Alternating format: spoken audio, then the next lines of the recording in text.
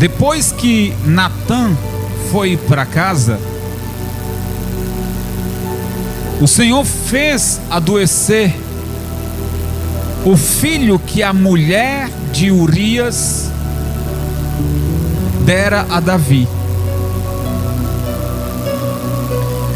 Davi implorou a Deus em favor da criança. Ele fez o que, gente? Olha o que Davi fez. Ele implorou em favor da criança.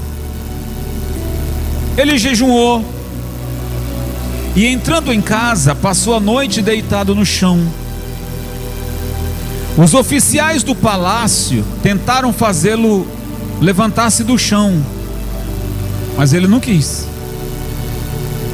e recusou comer. 7 dias depois, a criança morreu. Os conselheiros de Davi estavam com medo de dizer-lhe que a criança estava morta e comentavam: enquanto a criança ainda estava viva, falamos com ele e ele não quis escutar-nos. Como vamos dizer-lhe que a criança morreu? Ele poderá cometer alguma loucura. Davi, percebendo que seus conselheiros cochichavam entre si, compreendeu que a criança estava morta e perguntou: a criança morreu? Sim, morreu, responderam eles. Então Davi levantou-se do chão, lavou-se, perfumou-se, trocou de roupa, depois entrou no santuário do Senhor e adorou. E voltando ao palácio, pediu que preparasse uma refeição e comeu. Seus conselheiros lhe perguntaram: por que ages assim? Enquanto a criança estava viva, jejuaste e choraste. Jejuaste e choraste. Mas agora que a criança está morta, tu levantas e comes. Ele respondeu: enquanto a criança ainda estava viva, jejuei e chorei. Eu pensava: quem sabe, talvez o Senhor tenha misericórdia de mim e deixe a criança viver. Mas agora ela morreu. Por que deveria jejuar? Poderia eu trazê-la de volta à vida? Eu irei até ela, mas ela não voltará para mim. Feche os seus olhos. Senhor Deus, nós lemos a sua palavra e nós queremos ouvir agora a sua voz. Nós queremos agora ser alimentados. Nós queremos agora ser edificados. Nós queremos agora aprender, Senhor. Eu e toda a igreja, todo o povo, estamos aqui, Senhor, de ouvidos atentos à sua voz. Nos alimente, nos inspire, nos renove e nos abençoe através da sua palavra. Diga comigo: Senhor Jesus, fala comigo, fala ao meu coração. Amém? Pessoal, esse texto é um texto clássico de Davi. Davi se achava tão vencedor que ele pensava que não precisava mais acompanhar o exército na guerra. Toda vez que havia uma guerra, o rei Davi, que era um combatente, um guerreiro, ia para a batalha e vencia todas as batalhas. Só que agora ele começa a se acomodar. Davi agora começa a dizer: não, vão vocês, eu vou ficar aqui. E eu começo a aprender nessa palavra a partir desse momento. em que qualquer pessoa que se acomoda é um momento preocupante. Preste atenção. Tá tudo bem, tem saúde, tá com burro na sombra financeiramente, tá tudo em paz, tá tudo beleza. Glória a Deus por isso, amém? Mas não se acomode, continue lutando, continue orando, continue buscando, continue vindo à igreja. Eu quero massificar bem esse argumento, porque tem gente que acha que só tem que orar e buscar a Deus quando as coisas estão ruins. Eu sei que já é um hábito natural. Quando alguém está desempregado, corre para a igreja. Quando alguém está doente, corre para a igreja. Mas Davi estava tudo bem, e ele disse, e houve mais uma guerra, né? Não, eu não vou, vocês mesmos vão. Aí o que acontece, pessoal, quando alguém começa a se acomodar? Desculpe, mas quando uma pessoa começa a se acomodar, ela engorda. Não é verdade? Não engorda? Se acomoda, engorda. Passa o dia em casa sem fazer nada, às vezes ocupando a sua mente com um monte de bobagem, sem nenhuma ocupação. Você está me entendendo, pessoal? E assim, bom, na época de Davi não tinha internet, na época de Davi não tinha televisão, na época de internet não havia essas tecnologias. Mas ele passa a se acomodar, e olha o que o inimigo faz. A Bíblia diz que havia um soldado chamado Urias. Urias tinha uma esposa. Ela era muito bonita. A Bíblia diz que Urias foi para a batalha, e Davi, andando nos muros do palácio, viu Betseba tomando banho, se apaixonou por ela, passou a desejá-la, marcaram um encontro. Davi deitou com ela. Não vamos esquecer que Davi tinha uma esposa chamada Mical, filha do rei Saul. Davi então coabita com essa mulher, ela engravida. Todos nós sabemos que quando Davi soube que Betseba ficou grávida, ele então manda uma carta para o comandante que colocasse Urias na frente da batalha. O comandante lê aquela carta e não entende o porquê que deveria colocar Urias na frente da batalha. Não tinha o porquê, o motivo. Urias foi morto. Urias, na hora da batalha, se viu-se só e morreu em batalha. A Bíblia, eu estou encurtando, tá, pessoal? Aconteceu outras coisas também. Tá. Quando agora Urias está morto, Davi aumenta sua paixão por essa mulher e quer se casar com ela. Ele se casa com ela. O texto que acabamos de ler, pessoal, diz que ela teve o filho. O Natã foi lá e disse para Davi, repreendeu ele no nome do Senhor, que o que ele havia cometido tinha sido muito errado diante dos olhos de quem? Vocês estão entendendo a mensagem, pessoal? Davi talvez tentou esconder dos homens, mas Deus via todas as coisas, as tramas, os desejos malignos. O Senhor sabia de tudo, e o profeta Natã, enviado do Senhor, repreendeu Davi. O texto que acabamos de ler diz que quando o menino nasce, O Senhor havia dito que a criança vai nascer, mas ela não vai sobreviver. Eu quero que vocês entendam aqui agora. A criança nasceu, só que nasceu doente. O bebezinho estava doente e ficou muito ruim. E Davi então botou o rosto no chão.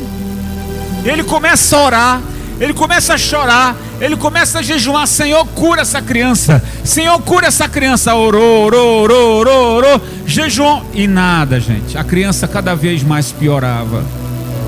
A criança morreu no 7º dia. O texto que acabamos de ler diz que os funcionários do palácio comentavam isso.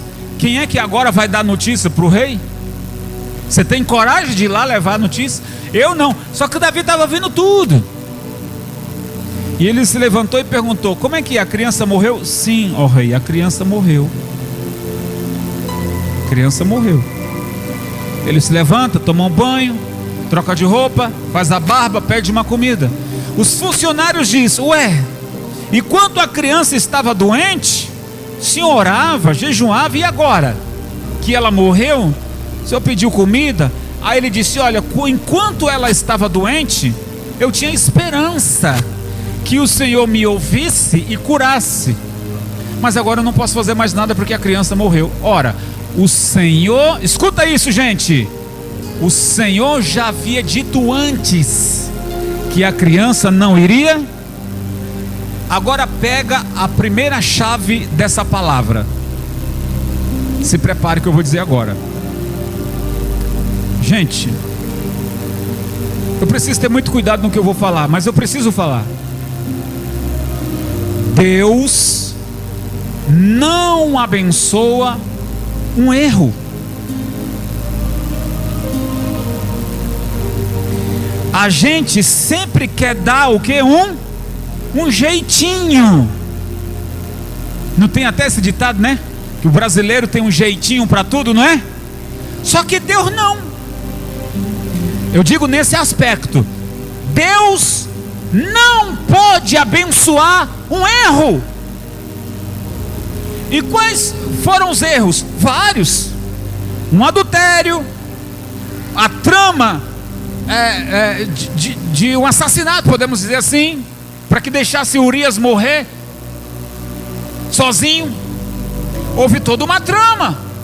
Então, Deus não pode abençoar, ou jamais abençoará um erro. A gente tem que entender isso. Vamos trocar aqui o personagem, pessoal. A Bíblia diz que Abraão, estou trocando o personagem, Abraão se deitou com Agar. Foi sugerido por Sara: olhe, deita com ela, com a nossa empregada, para que ela nos dê um filho e eu a tome o filho como nosso filho. Que ideia maluca é essa? Eles consultaram ao Senhor sobre isso? Não. Uma ideia doida. A Bíblia diz que Agar ficou grávida de Abraão. Quando o Ismael nasce, já era garotinho. O Ismael então brigava com Isaac acerca de que, olha, quando o nosso pai morrer, tudo isso aqui será meu. O Ismael começava a dizer: tudo isso aqui será meu. Sara ouviu, chamou Abraão e disse: Abraão, você tem que resolver isso. Ismael está com essas conversas disso, e o nosso primogênito é Isaque. Abraão foi falar com Deus: Senhor, estou com um problema lá em casa. O Abraão foi falar com Deus: estou com um problema lá, Senhor. Sabe o que o Senhor disse? O Senhor disse para Abraão: resolva você. O Senhor disse: resolva você. Não foi você que quis? Não foi você que combinou com ela? Resolva vocês. Em outras palavras, pessoal, é como se o Senhor dissesse assim: problema teu, Se vire, resolva você. Você que arrumou isso, aguente. Em outros termos, seria isso. Então a gente está vendo aqui claramente que Deus não abençoa não abençoa, não pode, pessoal. Qual é a lição que aprendemos nessa palavra? Que a gente precisa vigiar muito a nossa vida.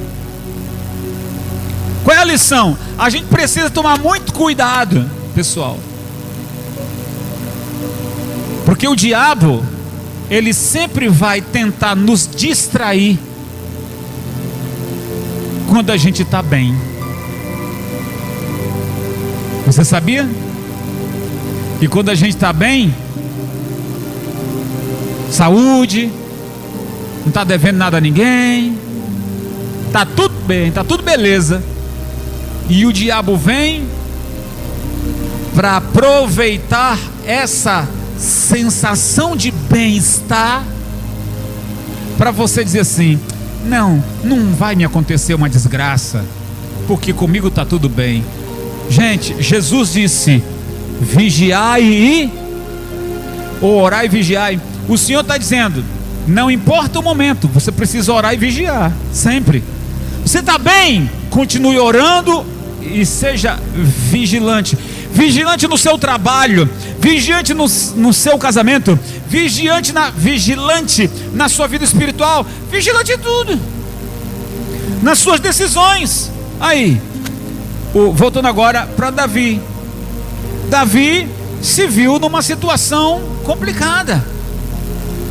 E quando o profeta Natan dá a notícia para ele, ele até: ô profeta, mas não tem como o senhor orar não e eu apresentar um sacrifício e Deus perdoar e ficar tudo certo? Ficar tudo certo, é? O Senhor não está à venda. Nos dias de Davi e nos dias do rei Saul, porque o Saul também pretendia fazer, ele quis fazer isso também, querer comprar o Senhor. E o profeta Samuel, Deus usou o profeta Samuel para Saul, para dizer que é melhor obedecer do que sacrificar. Essa palavra saiu da boca do profeta Samuel a Saul. É melhor obedecer do que sacrificar. Como assim sacrificar? Porque era sempre assim: uma pessoa pecava, aí ia lá no sítio, na fazenda, pegava um boi, levava lá para, e olha, mata esse boi, vai ser em sacrifício ao Senhor pelo meu pecado. E o Senhor disse: eu estou cheio disso. Eu estou cheio disso. Chega de sacrifício, chega de sangue. Eu quero o quê? Eu quero o quê? Obediência. Eu quero obediência. Deus quer o que de nós, pessoal? Deus quer de nós obediência. Então Deus queria trazer paz, pessoal, de verdade, para o futuro de Davi. Mas o pecado de adultério, a trama de assassinato, era difícil ter paz assim. Davi teve que pagar um preço ali para ter paz para o futuro. Escute, não vou me prolongar, mas vou tentar passar para você uma compreensão melhor e fácil. Houve um sofrimento dentro da casa de Davi, desgaste sentimental com a primeira esposa, Mical. Tinha duas esposas agora, a Mical e a Betseba. Houve um desgaste sentimental na vida amorosa de Davi. Preste atenção aqui, pessoal. Os erros de Davi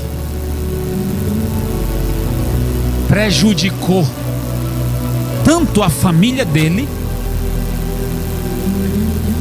isso respingou também no povo, porque ele era rei de Israel.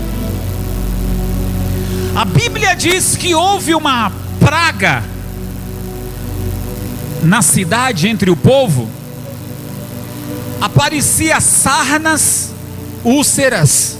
As pessoas, gente, passou um vírus, uma doença maldita em Israel, que as pessoas do nada ficaram leprosas, feridas, sarnas. Quem está entendendo o que eu estou falando? Sarnas, as pessoas ficavam doentes. As pessoas que tinham saúde ficou com essa doença. Davi correu para o Senhor e disse: Senhor, o povo não tem culpa. Aí ele foi macho. O povo não tem culpa de ser penalizado por aquilo que eu fiz de errado. Então já havia se passado um tempo aonde Davi viveu essa, digamos assim, o Salmo 51 fala do arrependimento de Davi, da sua oração sincera, quando ele pede a Deus perdão. E agora, eu estou no Salmo 51, e ele agora não estava mais preocupado em recuperar a autoridade do reino. Ele agora estava preocupado com a sua salvação. Davi estava preocupado agora em receber de Deus o quê? O seu perdão e reconquistar a sua salvação. Quando ele diz: cria em mim, ó Deus, um coração puro, renova em mim um espírito inabalável. A preocupação dele agora é a sua salvação. Ele não está orando: ô Senhor, eu quero que o povo volte a me respeitar. Não era isso, era a sua salvação. E Deus ouviu. Deus ouviu. Deus perdoou o pecado de Davi. Mas aconteceu esse infortúnio na vida do povo. O profeta sugere que ele vá até o monte de Araúna. Quando Davi chega no monte para sacrificar a Deus, pelo povo, não por ele, mas pelo povo, pedir a misericórdia de Deus, não por ele, porque a questão dele já tinha sido resolvida lá no Salmo 51.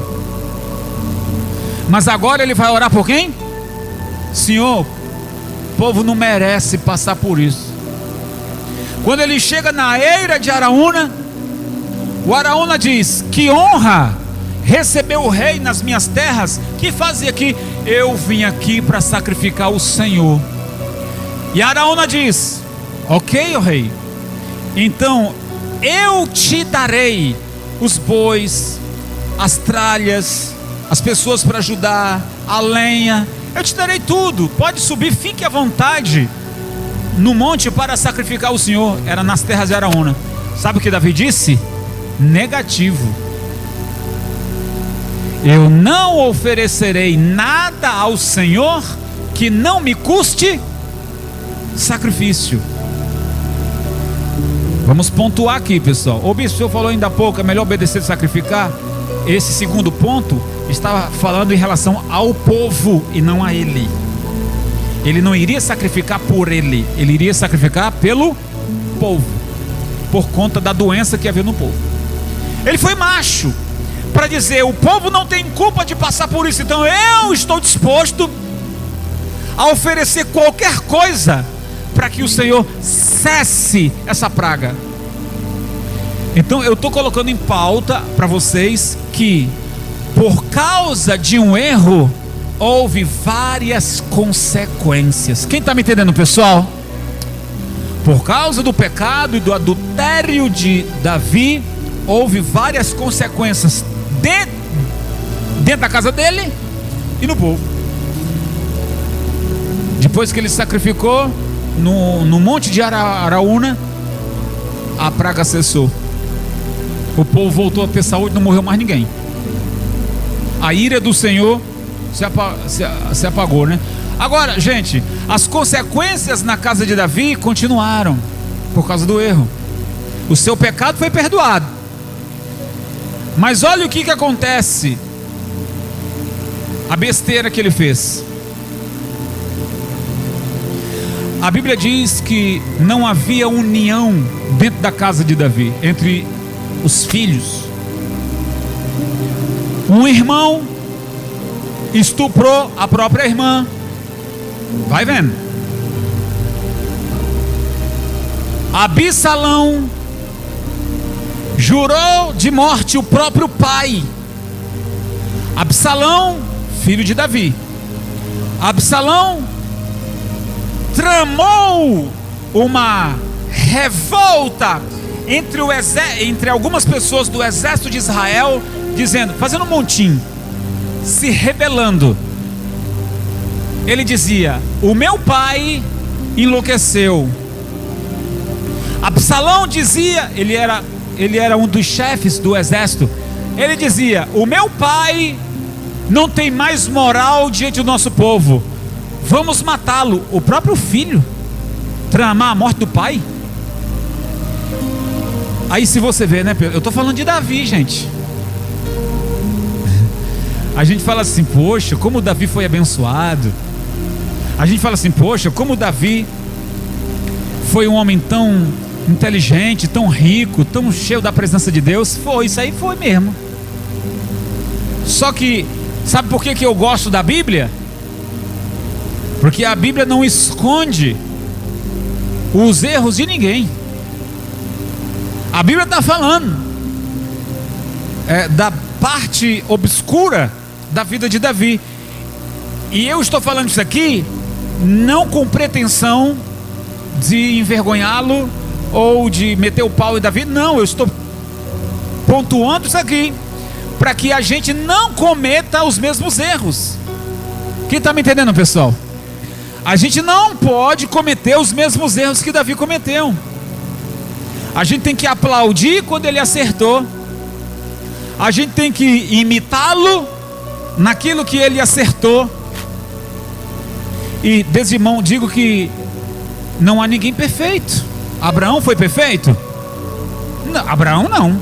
Moisés foi perfeito? Moisés matou um homem. Ninguém foi perfeito. O próprio Elias, né? O próprio Elias teve ali alguns arranhos, sabe? Quando ele pediu para Deus a própria morte. E o Senhor disse: que conversa é essa? Ele disse: para mim basta, prefiro morrer. Elias estava indignado depois lá do desafio com os profetas de Baal no Monte Carmelo, quando Deus desceu fogo, provando que era com ele, e ele na sua inocência achando que Acabe e sua esposa iriam se converter, e pioraram, mandaram matar ele. Aí Elias entrou em desespero e disse: basta para mim, eu quero morrer. E o Senhor disse: que conversa é essa, rapaz? Servo meu não pede para morrer, servo meu não pede para desistir, servo meu continua de pé. Pois bem, o que eu estou querendo dizer é: ninguém foi perfeito, só um, né, que foi, né, que veio nessa terra e foi perfeito. Qual é o nome dele, gente? Esse aí desceu da sua glória, se encarnou como homem aqui nessa terra e não sujou as suas mãos. Foi quem? Esse aí foi perfeito. Esse aí é o nosso Salvador. Então só pode salvar quem é livre, só pode salvar quem foi perfeito, só pode salvar quem é inocente, só pode salvar quem é santo. E Jesus é esse que pode nos salvar. Então não invoque por Abraão, não invoque por Moisés, não invoque por Davi, invoque por Jesus. Jesus foi perfeito. Então, gente, a pessoa diz: Senhor, minha vida está uma bagunça, muda minha vida. E o Senhor está dizendo: sem arrependimento, sem lágrimas, sem clamor, não haverá restauração. Eu termino a palavra aqui. Davi passou por esse furacão, mas quando se arrependeu, foi muito abençoado. Ele perdoou o seu filho. A Bíblia diz que o filho armou uma situação para matar o pai, e o pai fugiu para evitar confronto direto com o seu filho para não matá-lo. Foi uma situação muito ruim, pessoal. Então hoje em dia, pessoal, existem, eu não vou dizer que isso é normal, porque a gente não pode normalizar. Biblicamente falando, a gente não pode normalizar, dizer, isso é normal, bispo, o que acontece nos dias de hoje. As pessoas têm filho fora do casamento e têm relacionamento com outras pessoas. Eu não posso normalizar isso, pessoal. Deus não pode abençoar não pode. Eu não posso normalizar isso. Eu não posso dizer que isso é certo. Não posso. Porém, se você diz, ô bispo, mas lá atrás, na minha vida, aconteceu muitas coisas, falta de maturidade, eu não vigiei, eu fui fraco, eu errei, e a minha vida hoje é uma bagunça, e até hoje tenho sofrido por consequência disso.